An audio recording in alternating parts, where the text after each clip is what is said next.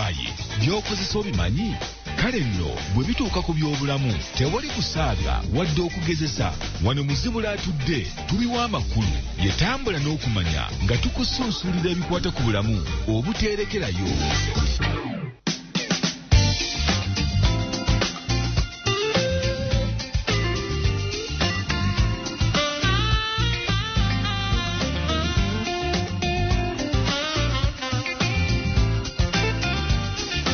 Talata ogwo gwe mubala gwaffe kasita oguwulira ng'omanya nti Tambula n'okumanya emaze okubanga ekutuukako eddakiika ziri nnya zokka ze zaakayita ku ssaawa essatu. A very good morning. Wasuze otya? Bitambula bitya? Omaze okutuuka kalimoko oba jamu akutte? Kituufu jamu muyitirivu nnyo, buli luguudo lwonna kw'oyita emmoloka zikwatiridde. Naye mukwano gwange Susan edda yaŋŋambako nti ba excuse nkyamu nnyo. Bw'oba ng'okimanyi nti akaseera ke tuli mu kazibu olina nawe okukola adjustment mu by'okola. Bw'oba ng'obadde osimbula ewaka ssaawa 2 kimanye nti enguudo zirimu abazza abaana ku masomero, kati kyusaamu simbula ku 12 oba ssaawa emu. Omanye nti essaawa ebadde egenda okufiira mu kkubo ogikompasatinze ogenda kutuuka mu budde obukwetaagisa. Kibi nnyo mukama wo kubanga ye asobola okukeera n'atuuka, gwe omukozi n'olyoka ojja ng'owuuba empale wanjogedde mu bubyawo. N'ojja lwokomuga jamu ankutte bw'ojja nti ye yasuzaawo. Kale ebintu bwe bityo excuses ezo tuzeesigalizenga tukole ekituufu. Tambula n'okumanya ye program nze Radio General aka Black Lives Matter 2022 nguulira nga mwaka gwange nnyo era ayina ebyange bireete mangu. Ekyo nakyo kive mu ddiiro okitekedde. Kale mukyala Susan Makula Makula Bujjingo amaze okuba nga atwegattako ku ddakiika 5 olunaku lwaliro lwanjawulo ogenda kunyumirwa. Waliwo amafuta agakulukuta wano, tuli mu kisiibo tumalako ewiiki yaffe ey'okubiri. Essanyu mpitirivu nnyo. Mami wasuze otya? Nasuze bulungi. Wasuze otya? Bulungi nze. Twebaza Mukama. Bigenda bitya abaana badda ku masomero? Ate kati shot ogenda jitta.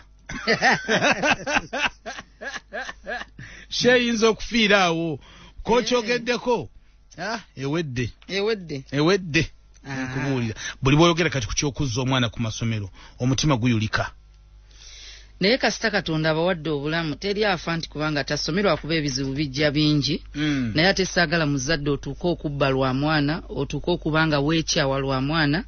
Mubuulire tula n'omukyalo gambe munange kino kituuse wano ne wano tetulina kyakkola, naye tukkirize Mukama Katonda. Kisobose kitya eri obulamu bw'abaana abagenda okusigala ewaka nga bannaabwe bazzeeyo ku masomero? Kikoseza ddala. Naye tolina kyakkola. Omwana yennyini mutuuze omunnyonnyolo mugambe ogenda genda just nkyafunyeemu obuzibu ne ssente. Naye ate wadde ssente oba tolina, omuzadde investinga mu future y'omwana, tunda TV, funa kyotunda ewaka omwana addeyo ku ssomero. Taamu endala okole ssente omanye nti weeziri paka lw'onoofuna ssente ezizzaawo TV. Tambula n'okumanya kutuusibwako bannaffe aba Malayika Institute. Batuleetedde akasente wano kayitirivu nnyo. Malayika Institute ega nti abantu mmwe omulimu gwe mukola mulungi, tulaba lwaki tuyingira mu Tambula n'okumanya ne tutambulira wamu naawe. Kakati nonkutegeeza gwayagala ebiseera bye eby'omu maaso bibeere nga bitangaavu ddala, weegatte ku Malayika Institute. Balina amasomo ag'enjawulo okuli erya certificate ne diploma mu fashion and design, cosmetology, hotel management and catering. Basanga oludda wano Makerere ku Ham Towers.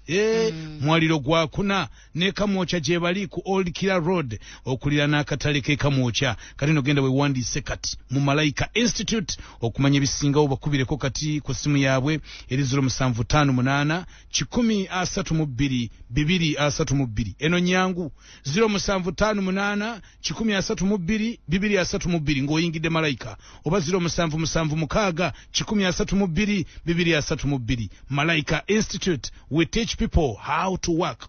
Omubala ngwagadde. They teach people how to work, not how to look for jobs. In fact ofuluma ogenda tandika omulimu nga guggasa ate nga balala nabo bawa emirimu. Ebyemikono ebintu ebyo birungi nnyo. Abagala fashion and design, abagala hotel management and catering, because it's a vocation and business institute. Okay. So ofuna ebyemikono ate n'ofuna nezino zibayita professional courses. Zonna nezino era ezaffe ez'emikono ziba. So genda otendekebwe. Osobola okubanga naawe oli omu ku bantu abagamba nti bannange abakozi nga tebannatuuka ku mulimu. Anti bogulawo restaurant olwo batandisa bote bogulawo bakery ya cake bwe basaloon bwe baba ya fashion bya kutunga era otandika nawe kwemulugunya kati ngo kwemulugunyako kwa abakozi. Okay. Ogabananga omusala gwa abakozi guwera ddi. Ndozo wulidde kale bamalayika we bali okubanga bakuyamba baba kubasoma oba bata naffe ba misomo gyakoma mu kkubo. Bon genda yo bata olwalero ba settings endoza tent ya Canaan. Tenti egenda kubayo mpaka ku Sunday okubebuzaako ne forms ez'okujuza weetaaga ki okusoma ebirala tujja babuli ebinaba bituse ku Salt. Okay. Eddakiika ziri 9 ze zaakayita ku ssaawa 3 oli ku Salt Radio. Tambula n'okumanya. Susan abazadde abasinga ebigambo byabaweddeko. Ebigambo byabuze. They would like to hear that voice. Naddala ku ddoboozi lyo. Bakwesigisiza eddoboozi lyo yogerako n'abaana abatagenda kufuna mukisa kudda ku ssomero olw'embeera y'ensawo z'abazadde. Kansooke ku bazadde.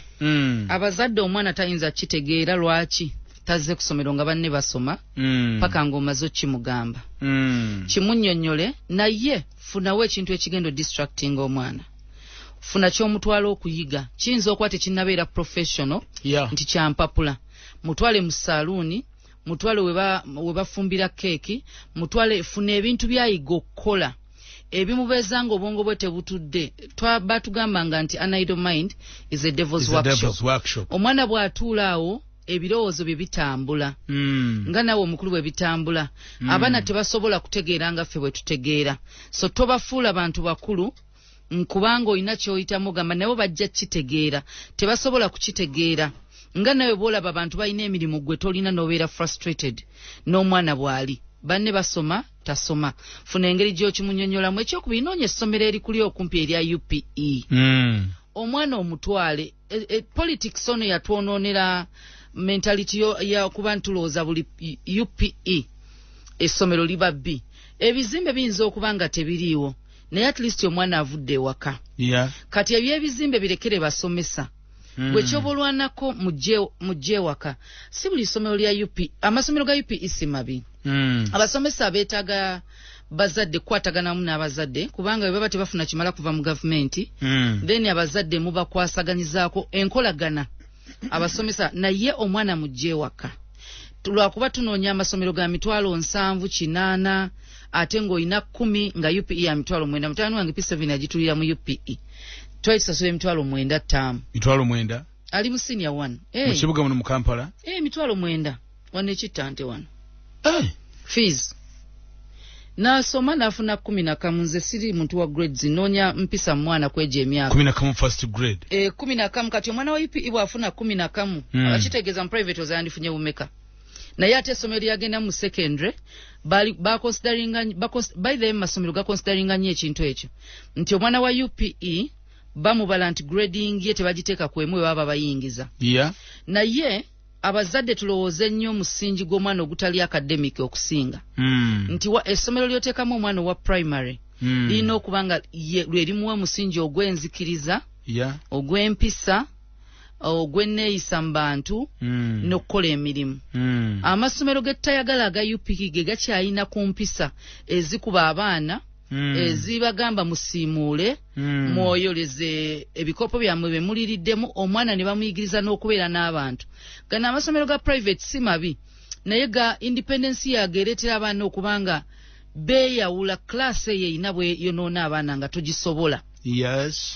Bw'oba olina fees mu private nga tolina ssente zigenda mulabiririra mu private omwana waayo nooneka mangu kubanga okumaintaininga standard eyo si kyangu. Abeera ne banne babawa 15,000 ssente za break gw'owa omuwanusu 5. Omwana yeegomberayo gw'olowooza nti nze nkutadde mu ssomero ery'enjagala. Essomero terikoma ku school fees. Kati onoonya ekyenda omuteeke mu ssomero kubanga ddungi okusinziira ku ggwe. Obulungi bw'essomero eryo omwana oyo okubeerayo n'emirembe olina omuwa ebintu ebiri ku standard y'abaana abasomera mu ssomero eryo by'otasobola. By'otasobola. Kati muteeke mu ssomero erya fees then omusavingire ssente eza secondary muteeke mu lyosobola wano paka mu P6 at least P6 omanye nti yeetaga kati foundation ya P7 eba mu P6. naye ali mwana mu P2 P3 P4 P5 akulumya omutwe ogujja kuluma mu senior muteke mu ssomero ly'osobola omuzadde omwana kye twagala ave ewaka. Yes. Nsanze abaana ku makyanga nzija nga bali mbuto babadde babiri naye ng'okusatu tayiro buto nga bali mu ka uniform. Kinsanyusiza nti omwana akyalina ne interest y'okuddayo okusoma. Babiri nga bambadde uniform bali mbuto. Basanze awo side bayitawo Nakyerongoosa awo. Ku Goodwife Lwehoima. We mbasanze. Naye kinsanyusiza nnyo mpulidde essanyu nti omwana akyalina interest era tatya kugenda asome nga wadde olubuto aluyina. Waliwo bishop yabadde abiganye naga nti mumutuleeka. Awo bannanfuusi. Bannanfuusi. Ogamba otya kati kankubulire. Waliwo Yesu yatuwa olugero lwa kye bayita prodigal son. Prodigal son omwana abadde mulungi ewaka. N'agwa n'ava wabadde mu position ye. N'ava ewaka. Kati okuva ewaka omulokole yo yagudde gwe tugamba nti avudde mu church. Oba agudde ogenda okulaba sister afunye olubuto nga si mufumbo kino kibaddewo mu ngwa yonna ey'enjawulo. Kati omwana oyo mu category mwagwa. Prodigal son Katonda Yesu yatulaga nti omuzadde yasigala alindirira omwana we teyakoowa. Omwana bwe yagenda eri omuzadde ye yamanyi omwana ajja kudda yalindirira essubi yaliina. Omwana bwe yatuuka eyo n'agamba naye abantu eno gyendi n'embizi n'abakozi bewa kitange tebalya mmere gyendya ng'ali embizi gy'eryako emmere naye gy'alyako. N'alabanga waali ku level gy'alya abakozi ba kitaawe tebalya na bwe batyo. N'agamba kanzireyo. Ekimu ekyamuyamba yasanga emikono gya kitaawe taata we yali amulindirire bwe yamulengera n'adduka sinkana omwana we.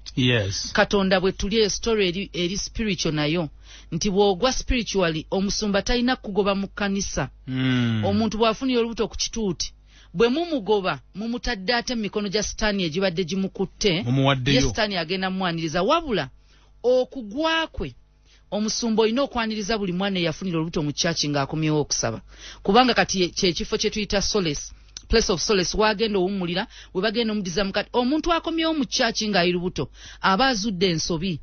Tunakondeminga tutya sin nga tuwelcoming abantu. Okukondeminga sin tekikufuula Katonda. Ekkanisa si yiyo gwe buulira enjiri bwe balikyuka waliwo abantu abamu nga bayigira mu nsobi bonoona olw'okuba ekisawo ekiri. Kati ekyo tekikwatako gwe buulira njiriyo tekikwatako olutalo oluli wakati wawe na Katonda. Waliyo abantu abamu nga bamala wulira nga miggo gimaze bakubwa yonna yamala kumirwa okuwulira Mukama. Waliwo abaana abamu nga afunye olubuto okukakana n'atuulira ddala n'amanya nti bulijjo kibi bulijjo omuzadde angamba ofuna olubuto. Kati omwana ono bw'akomawo mu ssomero atandise ozuula ate obukulu bw'essomero wadde amaze ofuna olubuto. Kati ba bishopu ekyabaleeta Bayibuli yennyini gye musoma egamba omusumba omulungi alekerera 9:9 n'anoonya emwe yeebuze. Kati ono mwana afunye olubuto yendiga ebuze muginoonye mugize mu church mugize mu masomero. Minisita yagamba ne president abaana bafunye embuto babaleke basome. Kati obunnanfuusi bw'ekkanisa omanye ekizibu ekiri mu makanisa balowooza ebibi bya njawulo. Teri kibi kinene na kitono.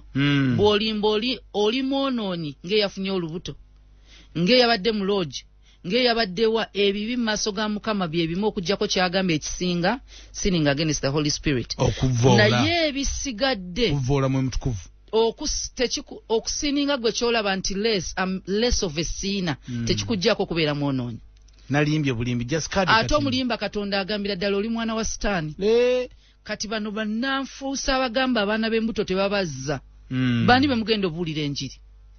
Bishop onsonyiwe naye muli bannanfuusi kubanga temutambulira ku kigambo kye musoma yoyo omuntu gwe bayita munnanfuusi hypocrite. Ky'obuulira ate tokikola. Kati eyo parable ogitegeera otya ng'ogisomye.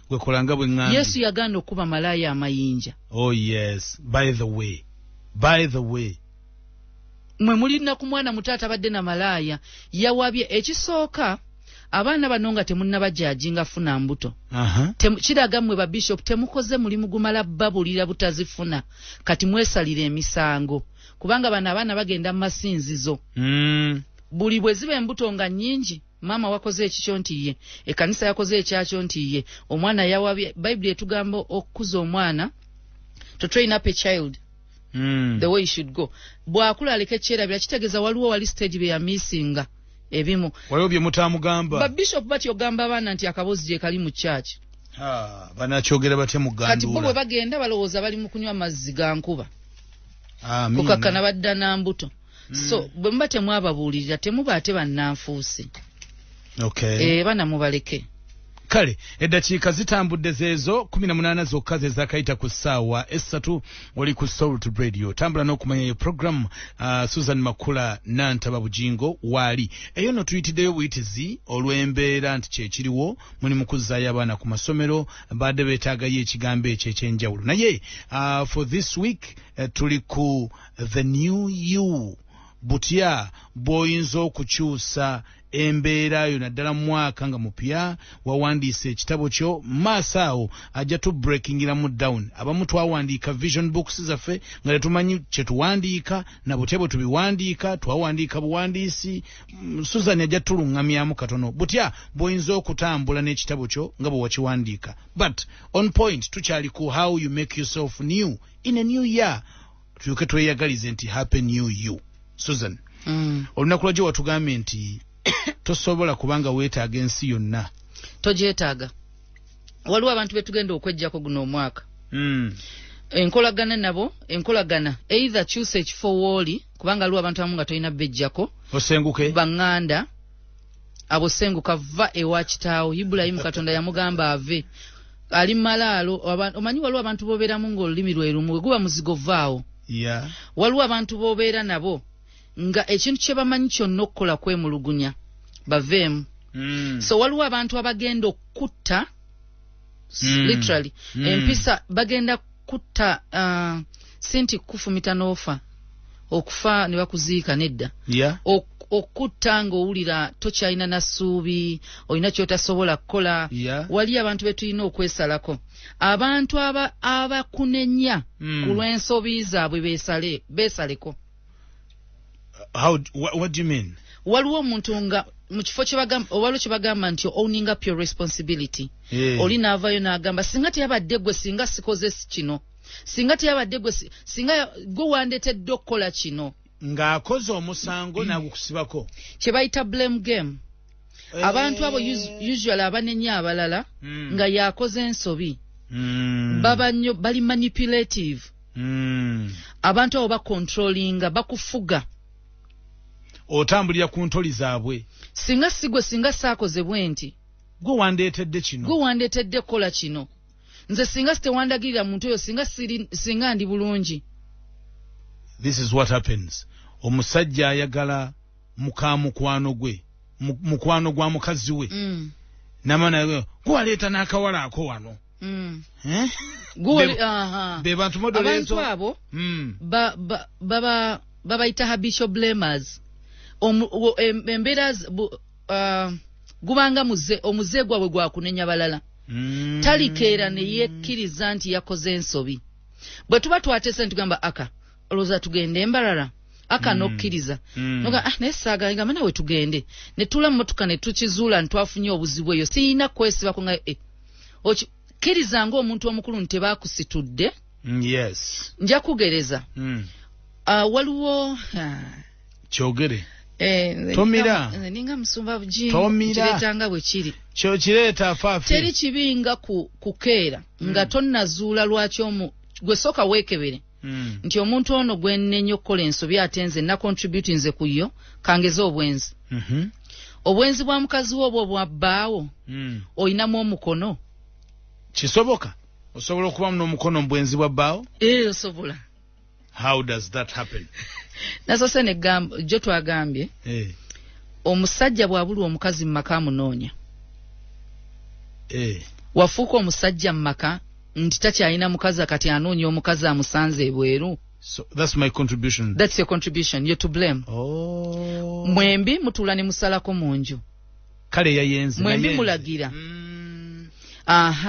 ne tugenda mu kyandiikibwa ekigamba temumaŋŋananga baawo omaze emyezi 5 6 toli mulwadde hakuna kama just ogamba nti oli mu lusiri kasimanyi yakunyiza abamubeera mu kisiibo mulina bannabbi ab'obulimba bemubeeramu n'agamba siiba oli mu dry so emisana n'ekiro teweegatta n'abanga era ne bayibuli egamba muleke okukemebwa omwami agenda okugira kati omwami yakemeddwa kati olina omukono mu kyo ocontributinze ku bwenzi bwa bbaawo ocontributinze yes omusajja omukodo ocontributinga ku bwenzi bwa mukazi wo nga abasajja balabamuwa n'asendebwasendebwa tewamuwadde omukazi alina olabirirwa alina ayagala siba nviri okwegomba kwa buntu alina ebintu ebirungi byeyagaliza n'agwa mu bikemo kati ekikemo ekyo bwe kijja buli muntu alina ekisa katonda kyamuteekako oli tested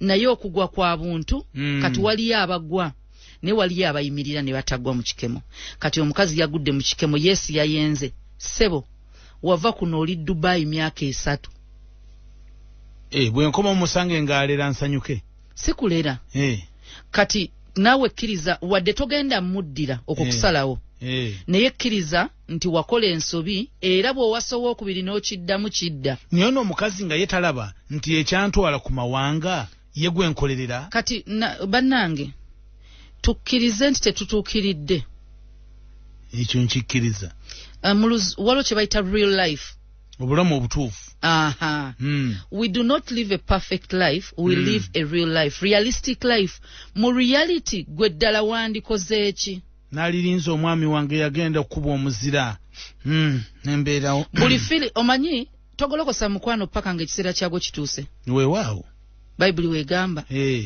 kati omukazi bwe yali single self control yali asobola ogipracticinga naye yajja ewuwo n'afumbirwa omwana takabira mata gatanywangako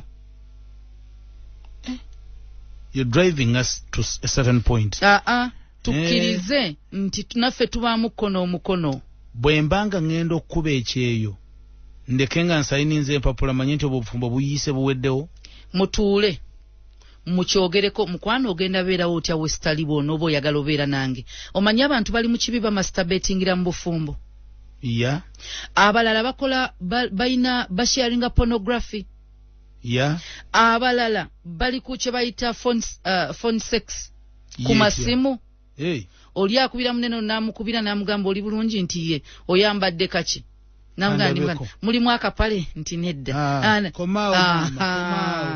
okukakana ng'amugamba emikono giteeke wano eddakiika 26 kwe tukyali tukomaawo kati abantu bali mu kibi munno omuleetedde okwonoona nga obugumiikiriza bukomye gwe wamunywesa ku mata yali asobola obeerawo luli ng'ali singo kati myaka 3 omukazi oli Dubai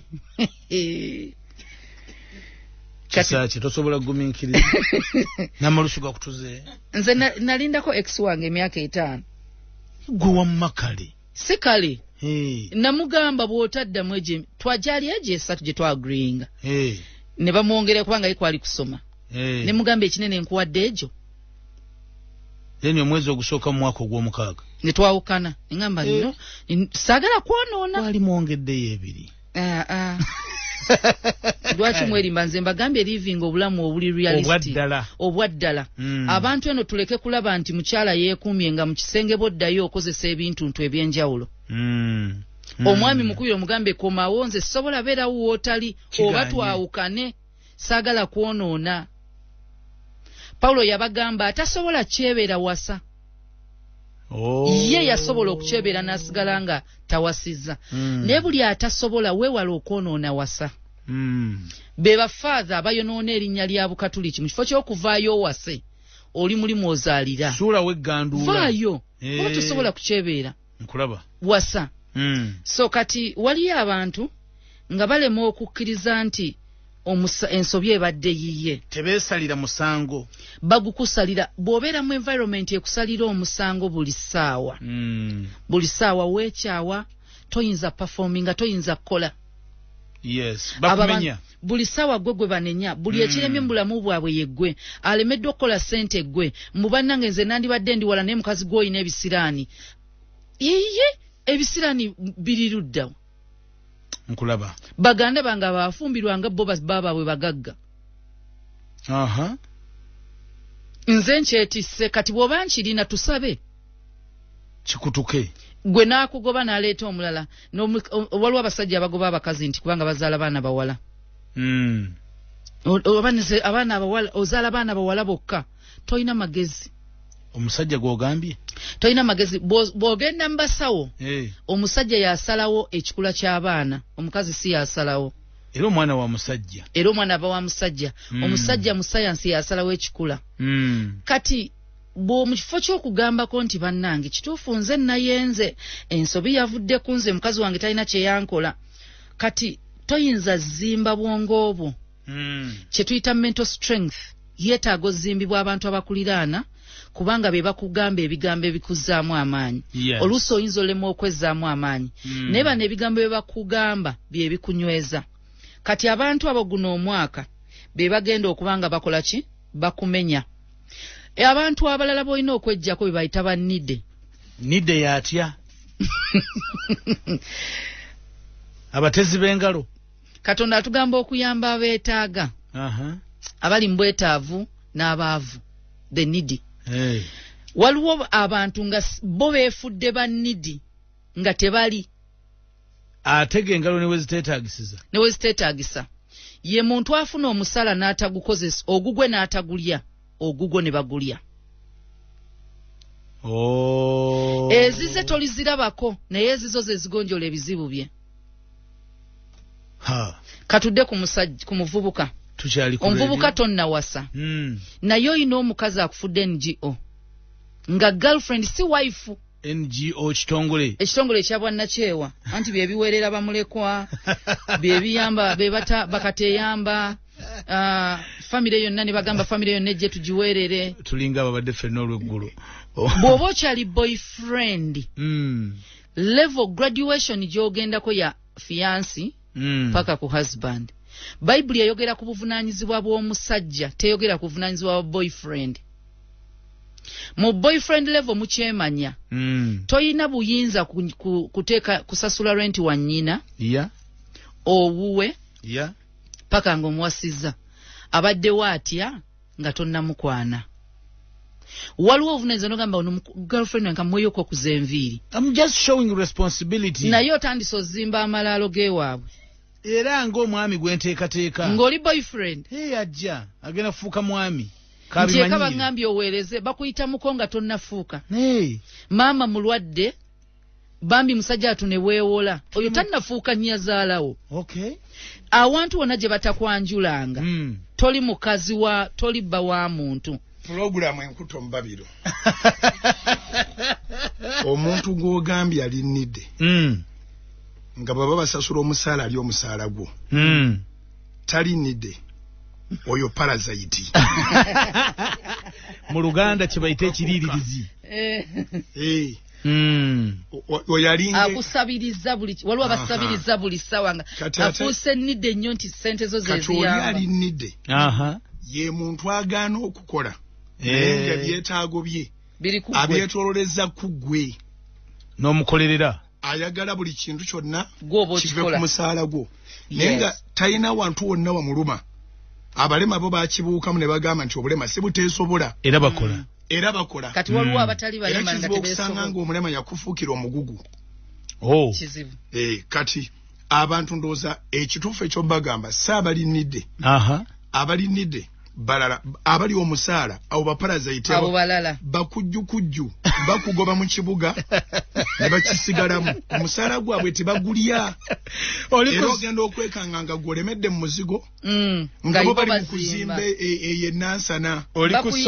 Bakuyita boss manager landlord mu bagga bayina amanya mangi binojjo ne bakunyunyusa mugezi waffe gwobategeerera mbu babayita nkwa babanga enkwa katokomeo omusayiyo negejja. Those are parasites. Toda mubayita bannidi. Monzikirize nkomeo bano sijja basobola oba tujja yatujjeyo naye nse nkyabanyonyola.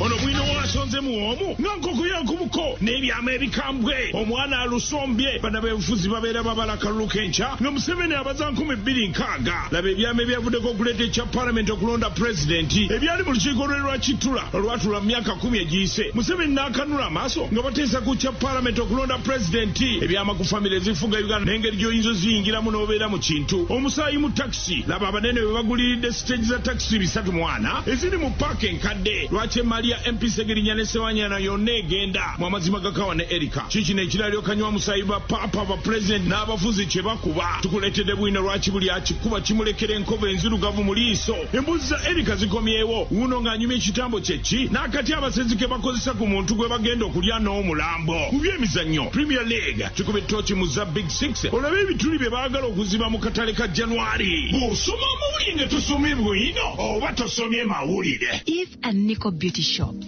bannakinko mu kutuusa ebyokwewunda eby'enjawulo ebyabakyala abaami n'abaana okuva Paris, London ko ne America. Mu bakutuusiriza zi designer perfumes ez'omulembe ebisigo by'ensusu ebyesigika nga kwotadde n'obuviiri obw'omulembe wamu n'ebyokwekolako ebiri original ddala. Bano balina abakugu mu byokwekolako abasobola okuyamba okulonda ekikusaana. Okwebuuza ku bikwatagana n'ebyo kuba ku 0393 21 75 oba 0392 17 73 oba bakyalireko ku Garden City omwaliro gw'okubiri Crane Plaza Kisementi ku Acacia Mall okulinana ne KFC oba ku dduuka lyabwe ppya ku Sheraton Kampala Hotel. Eve and Nico Beauty Shops. Overseas Consultant beetaaga abantu 350 abawala n'abalenzi okuva ku myaka 22 okutuuka ku myaka 34 okukola ekkata nga ba cashiers, waiters, waitresses, cooks, stewards, cleaners,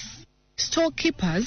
Omusaala akakadde kamu mu emitwalo 3 buli kimu kya bwereere. Visa, air ticket, emmere, aw'okusula, medical insurance bya bwereere. W'omalako contract ey'emyaka 2 air ticket ya bwereere. Yanguwa weewandiise ku interviews tusangibwa Wabigalo Road Namuwongo kumpi ne Daily Monitor okumanya ebisingawo. Kuba noti 7 noti 8 42 noti 5 73 oba noti 7 noti 8 64 61 91 okumanya ebisingawo.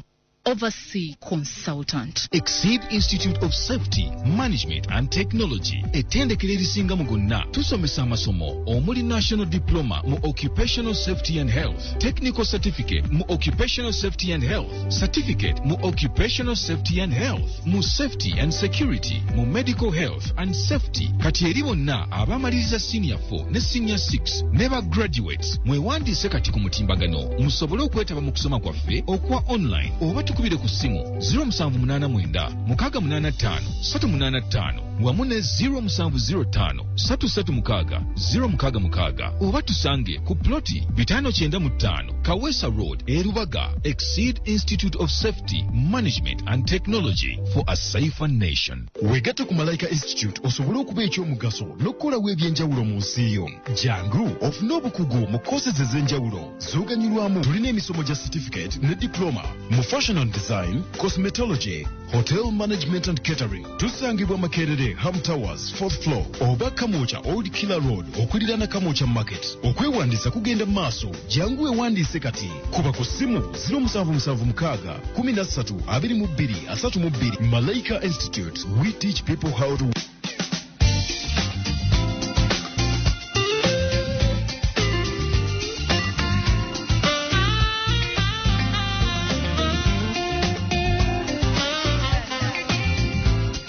bwe tutyo dakiika 23 zezibeyo okwera essaawa 4 programu ekutte akati bangambye mbuuka ku kintu nga kikyali. Omusumba Losias Bujjingo n'aganidda sijja kusigalayo mu office kanzije naye ate n'atudduka kagenze. So tubadde twogera ku bantu bannide n'abeefuula bannide. So bannide bano ddala abantu abeetaaga obwetaavu Katonda be yatugamba okuyamba gye bali nga bw'onoosanga omuntu atalina kyakulya muwe.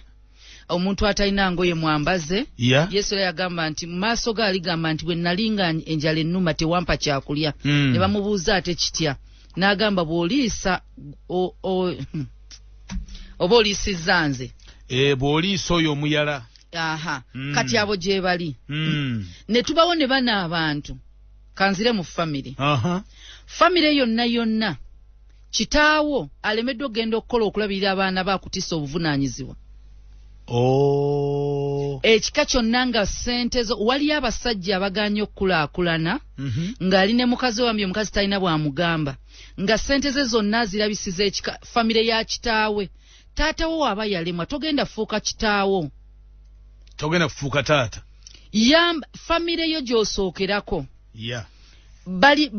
bafuuse abeetaaga ennyo nesi buvunaanyizibwa abo kati abo tubaveeko waliwo bano ng'obalabira ddala bagenda kusuula abo bonna bejjeeko abafamire obagambe ngenda bweru naye ngenda Kenya kunoonya mirimu jjako essimu zikyuse funa engeri gy'obejjako then pastor yogedde ku parasites waliwo be tuyita ba users bakozesa abantu waliwo be bayita ba utility friends abantu abo bajja olina banyuunyunta bakuba oluseke bakozesa bukozesa muyingidde musubadagambe ne muyingira supermarket omuntu ng'ogula ebintu bye nagamba nekino njazikuweera mu mmotoka ne mutuuka n'owulira n'ensonyi ogamba akampa ssente onagambye nti kubawo nnyaawo n'ogamba nange enkolo ntya ne mutambula ne akakutwalako akobadde ogamba nti omuntu akutwalako nagamba oyinamawo okumutwala omumale okuwa bano ab'amafuta wakututteko obadde olinyirawo boda ya bbiri omuwadde omutwalo gw'amafuta agenze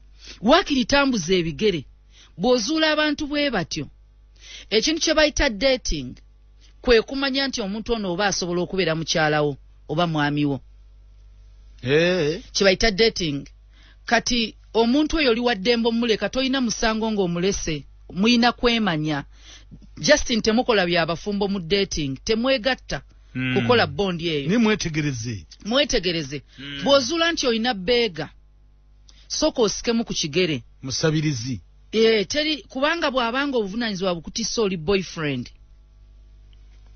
ate olwo empeta bwenejja mugenda kuba mutya genda kufuuka masiikiini anti buli ssaawa anti kati okimanyi maama bamulongoseza oba wakasasuliza maama munange nno senga olabaye kati senga nze nali mulabirira naye omulimu we bangoba kati biki ekyo n'okikola anti kati olaba oyo omwana wa senga oyo senga yeeyandera naye n'omuweerera ogenda olaba ssente ezibadde zirina okuzimbira kyokka yo mu girlfriend agamba njagala fumbira musajja alina ennyumba kati ezandizimbye yazitwala abo beesaleko guno omwaka era mu ggulu togenda genda mbu mugeyeena kubanga walesewo girlfriend mubadde mudeetinga kwemanya teweebaka naye kyokola tofonikeetinga temwegatta ebisigadde bino toyina musango omuntu omuleka tobuuka steps topapa genda wabwe kutwalayo nga tonnaba tukulaba mb'ogenze muziikirako bwe mbanga Susan nakusuubiza wadde tetunaba kwegatta naye mu programu eno ey'okusinkana n'okwemanya nenkusuubiza eggulu n'ensi nenkusuubiza Lake Victoria mpaka ng'ekaze ne bukyenkya nenkugamba nti no mbisazizaamu siri mulimba bw'oba omuntu amateeka ga Uganda gasiba muntu asuubiza kuwasa nga yalaze eddala nti agenda wasa naye bwe muba mudeetinga bwemanya kubanga buli muntu asuubiza nti bw'onobeera mukyala wange tujja kukola kino na kino na kino naye nkuzudde togenda beera ebintu bye nnoonya tobirina kubanga wano bwe nkulaba ndabye mukebe packaging kati njagala nzuula oba ddala omukebe bwe kiri kungulu munda kye kirimu empisa zo omukebe gulina ekirimu munda oba it's an empty tin kubanga emikebe gyombi bwe tukwata bayibuli zino nzijukira musumba bwe yali mu kooti mu kwokya bayibuli omulamuzi yamulaga bayibuli n'amugamba eno bayibuli nti ye n'amugamba mala gibikulu kakasa kubanga kava osobola okunteerako holy bible munda nga temuli kigambo teba bayibuli munda nga mpapula nkalu you don't judge a book by the answer gye yamuwa mulamuzi nakkakkana guba oyo mwoyo w'amagezi akulaga nti kungulu olimbibwa munda ye character ekituufu kiri munda. Makula osobola omulaba nakuba kubanga mwesanze ku pate nyambala olugoye olusinga nja kwekola make-up nja kutekako wigi ngende mu saluni bagitereze kati yoyo ekyebweru ye package gwe mukebe ye packaging era sibuli ojjukira nti bwe bali bategulula bomu bazisiba bazi wrappinga nganga ebirabo kati ekyo kiba kirabo. That's a point. Omala kisumulula kulaba obaddala kirabo. Yeah. So soka wetegereza omukazi ono oba omusajja ddala oba kyekikyo kyoyagala kyobadde onoonya. Bayibuli egamba alaba omukazi ow'okuwasa kitegeeza obadde onoonya then n'olaba. So you go out genda osaakinge. Mu kusaakinga paka lw'onoolaba. Susan, emikwano gino gy'otugamba okwekutulako omuntu tasobola kuba mukyamu 100%. Nina mukwano gwange yakola statement naga nti n'essaawa ne bweba yafa nga yafa essaawa nyine dakiika 15 akalimi ne kakomaawo buli bwe zituuka nnya 15 n'ogitunulako ebeera nnamu. Mukwano gwange ono ayinayo ka element akalungi wadde katini nnyo. Ebibi bino bimunkyayise n'akalungi ke mbadde mufunamu nkeerabire. Twegendereza emisege gyambadde amaliba g'endiga. Otyo? Guba musege. Waliwo proverb, it's an African proverb lugero. Olugamba nti empologomento gwagiriisa ekule. Wangi maama. Bweba nto eba kapa. Ogirabanga kapa. N'ogirabirira, n'ogiwa amata, n'ogikuza. Gwagyekuliza n'ekulya. A lion is still a lion. Olugero olwo kimanyi nti lunene Suzani. Ntandise okutya. Ffe tulunda ebitulya bebe omikwano. Oli mu kulunda empologoma egenda okukulyowoza nti erabika bulungi ebyoya gwe giriise. Nina obubwewaka obuto buyina ebyoya ebirungi breed yabyo. Naye nina okwegendereza wadde nzisiba. Nina okuzitaako zimanyiira abeewaka. Kubanga bwenjisiba nnyo obukambwe bwenjagalamu bwandibanga bweba temanyi mwami wange na mwana eri baluma. So boyina okubeera careful n'ogwoli naye. Ebyo by'omumanyiizo muwa omumanyiizizza. Ajja kukusaba n'ezisinga awo. Atandika ofuna waliwo kye bayita entitlement. Awulira nga asaanidde okuweebwa kubanga oli mukwano gwe. In fact agwanirwa okuweebwa. Ku birungi byekkoledde lwaki onnyima. Eyo entitlement family egirina. Nkulaba. Osobola okufumbirwa omusajja nga alina erinnya. Kankugereze. Omwami wo bw'aba mulamuzi. Family yo bwezza emisango. Tokozesa bbaawo okubanunula. Wangi.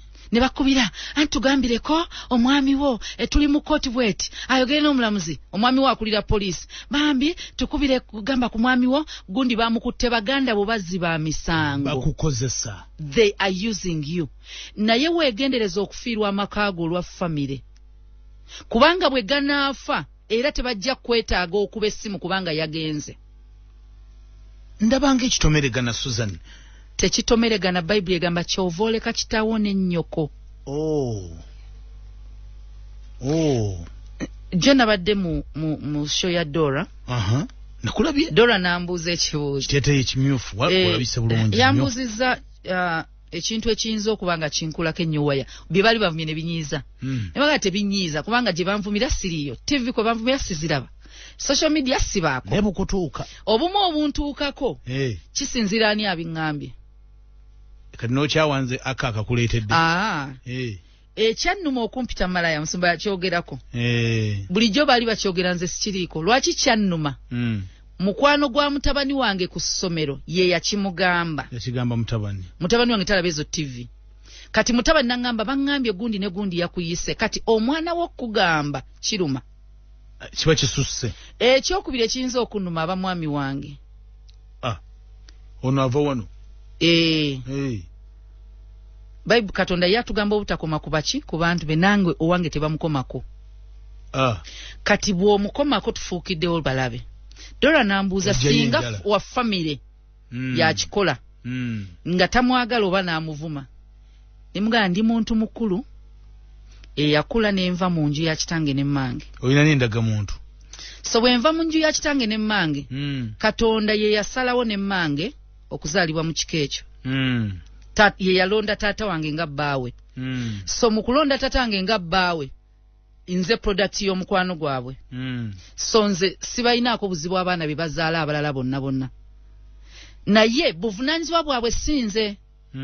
So obuvunaanyizibwa bwange Katonda ngamba omuntu atalabirira famire ye aba mu by'okusinga atakkiriza famire yange aba mwami wange n'abaana bange. Omuntu atalabirira famire ye. Abaana ba kitange buvunaanyizibwa bwe, abange buvunaanyizibwa bwange. Oyina okulabirira famire yo. So muganda bwange bwe weesimba mwami wange kati weesimbye mu famire yange. Awo enjala zivaayo. Tetuba na baluganda. Tusigala omusayi sina kyagukolera enkolagana ebula. Ebyoluganda bijjadde. Sigaza tteeka limu yagala buli omu love your neighbor.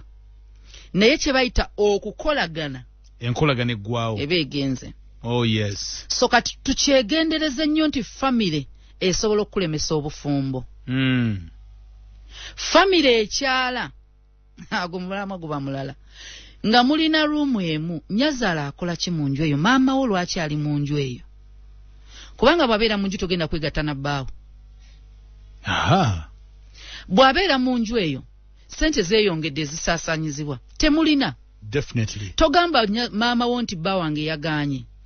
Omugabe maama tetubeerayo ffenna, okimanyi bbange yagenze safaali nange nagenze safaali. Yeah. Recently emikolo nga ngenda jiggwa nga maze ebbanga ddene sigenda Kyebando. Bannange ng'otukyaye ne mugamba okimanyi nagenda Rwanda. Bannange oba tulabira. Tolimbye. Ate famire gye yampa yaawo. Omuma tekituufu. Gyendi era baba boogera. Bano bagamba tuvudde eno. Bano tuvudde eno. Watandise odduyiga. Watandise odduyiga. Munnange kato ekyo kirabo sikirina. Ekyogere ennimi. Toyogerera mu nnimi. Simanyi ennimi zaagana. Naye ogezaako. Naye lwaki tukireese? Abantu bonna abagenda okulemesa amakaago 222 bejjeeko. Abantu abagenda okulemesa enkulaakulana bejjeeko. Gino emikwano egikyala mu dduuka ne mubeera mu lugambo bakasitoma ne balowooza waliwo abantu nga tebaliiwo nga muli mu ŋŋambo. Bagambe. Sigenda kusigala bw'omu. Ate weetaaga bameka?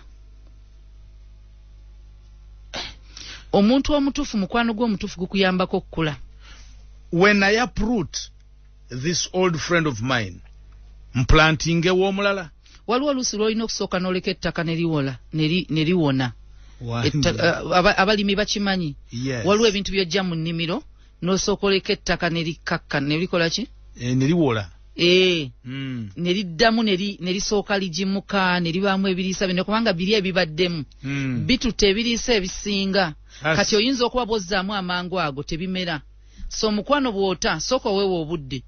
Osooka onoonye ettaka ddala w'ogenda okussa emikwano emirala ginaagimuka. Kati weewa obudde. Sooka okole ebintu byo, sooka okole bizinesi zo, sooka weetaaga ba client, teweetaaga mikwano okugenda mu maaso.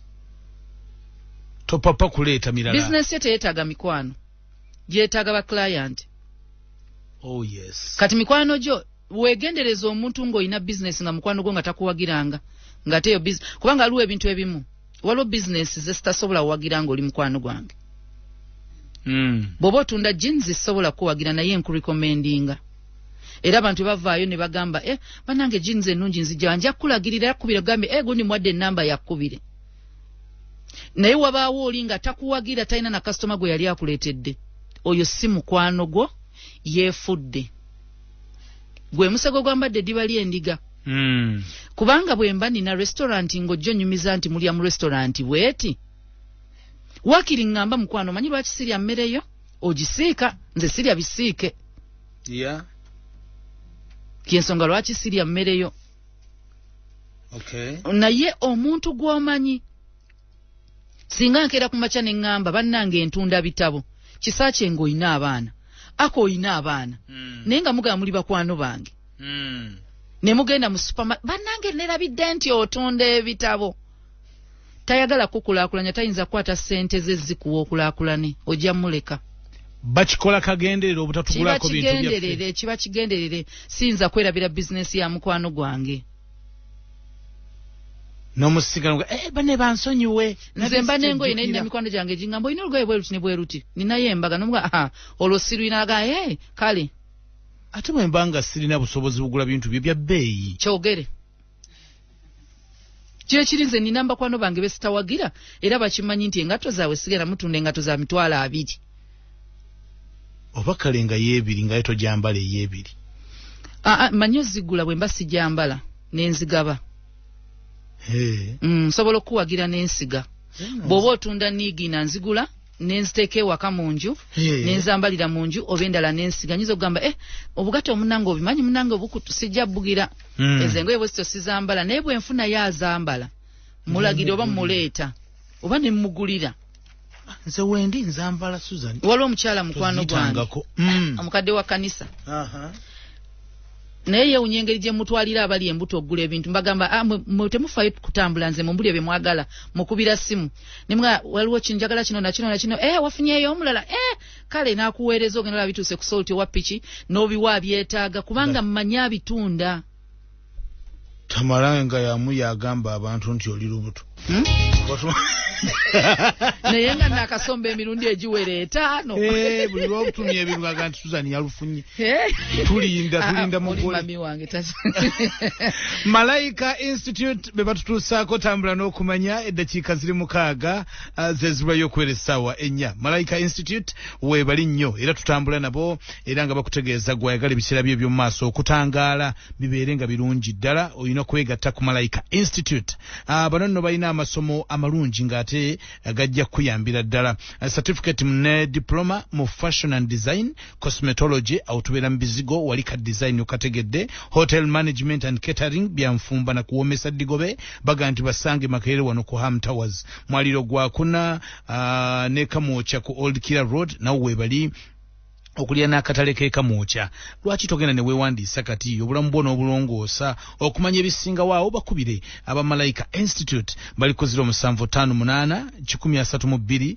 232 0758 132 232 oba 0776 132 232 0776 132 232 Malaika Institute we teach people how to work mungeri yemu bannafa abalunzi abettanire nnyo okulunda enkoko ekyamawe ekiri abafama chicks bagutuwadde omukisa kati ataagaga wali ku luno nga naawe obwavu babukulogera koddala abafama chicks bagamba nti bebategeera ekyama ekiri mu kulunda enkoko era nga beboka abatunda obukoko obw'olunaku olumu nga bwakubiika buli ku mutindo gwa kika kya waggulu nnyo bugemeddwa bulungi ate bumala galwala bajja kuwa amagi bujja kubiikira amagi ojja galaba ate nga manene ddala ebbeeyi yaabwo eri wansi ddala ate nga balina offer ensangi zino boogera no bagulako obukoko 10 bakwongera obukoko 10 kitegeeza bwogula obukoko 10 bajja kwongera obukoko 10 bwogula obukoko omutwalo gumu bajja kwongera enkoko 10 oh my goodness bwabwerere ensonga eyo bwobanga ogitegedde edduka misinde ku Farm Up Chicks oyole buyozi basangibwa ludda wa Bugolobi Hardware City mu industrial area bakubireko aba Farm Up Chicks bali ku 0709 852 lukaga munya 0709 852 lukaga munya oba 07mukagemu 355 211 07mukagemu 355 211 ye Farm Up Chicks omukisa guno gukozese kubanga gwa kaseera buseera era guggwako aba Evan Nico bagamba be a happy new you ng'olabika bulungi mukwano labika bulungi mu mwaka omupya nawe beera mupya Eve and Nico baga nti olususu lwa 2021 lulekeeyo ebizigiro simanye ebizigiro simanye ebizigo byanjo kya wano simanyizo oluwumu lwannemerako ensundo zeetika ku mubiri gwange ziringa nkwa osobola nnyo byonna okubyejjako bw'ogenda mu Eve and Nico bajja kuwa ekisinga obulungi bajja kuwa ekizigo weeyoyote mukwano mikwano atenga chebakuwa tebamalaga kuwa balina abasawo basooka okwekebejja ne bakakasa ne kintu kyebagenda okuwa kyeyo kyekinnya ekigwanidde babijje Paris babijje London kone America balina akawoowo even nikaina kadesigner perfume mwana gwe oyita ku muntu naga nti oh mama nyabo omugagga agenze kumbe wa kazigo ne ka perfume bye bikufudde ekyo obuviri bwa Even Nico tebukunyuka bakubireko byenjogedde bimala 0393 217 532 0393 217 532 oba 0392 177 331 0392 177 331 basangibwa wa Garden City omwaliro gw'okubiri balina wedduuka genda ku Crown Plaza Cement balina wedduuka genda ku Acacia Mall okulina KFC balina wedduuka ne ku Sheraton Hotel mu kibuga Kampala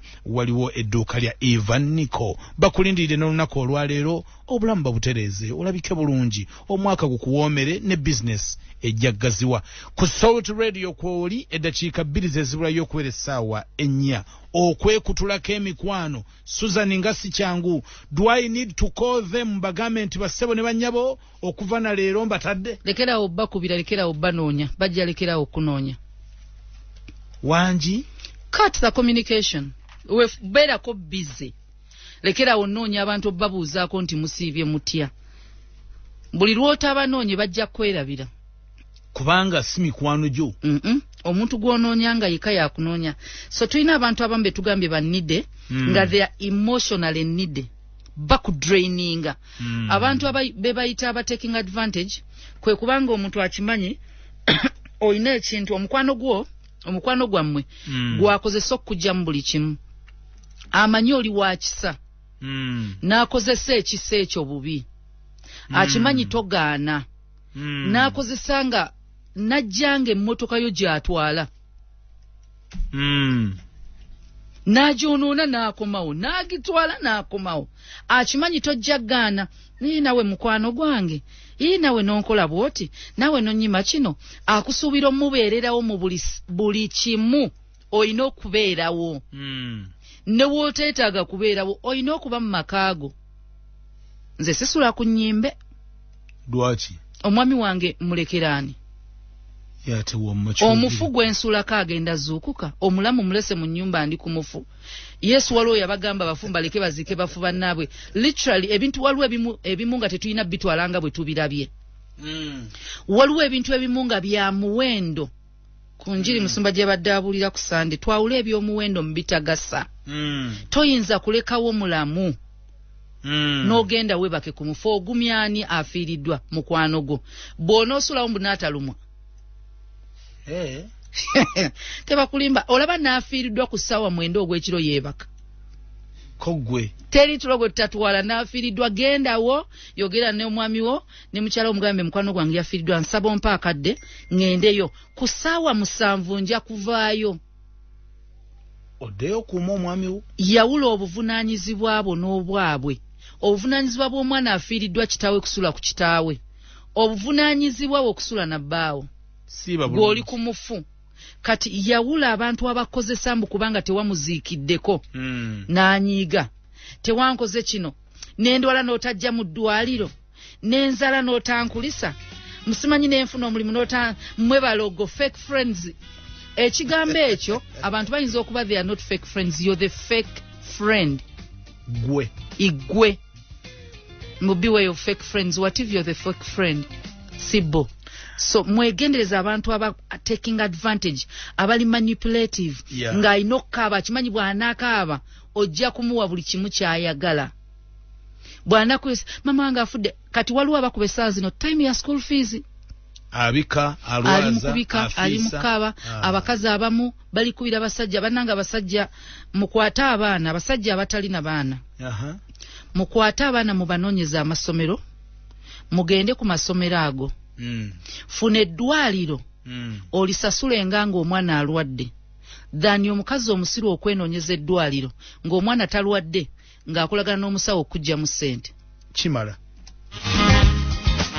wegatte ku Malayika Institute osobole okuba ekyomugaso n'okukolawo ebyenjawulo mu nsi yo. Jangu ofune obukugu mu courses ez'enjawulo z'oganyulwamu. Tulina emisomo gya certificate ne diploma mu fashion and design, cosmetology, hotel management and catering. Tusangibwa Makerere, Ham Towers, 4th floor, oba Kamocha Old Killer Road, okuliraana Kamocha Market. Okwewandiisa kugenda maaso. Jangu wewandiise kati. Kuba ku ssimu 0777132232. Malayika Institute, we teach people how to.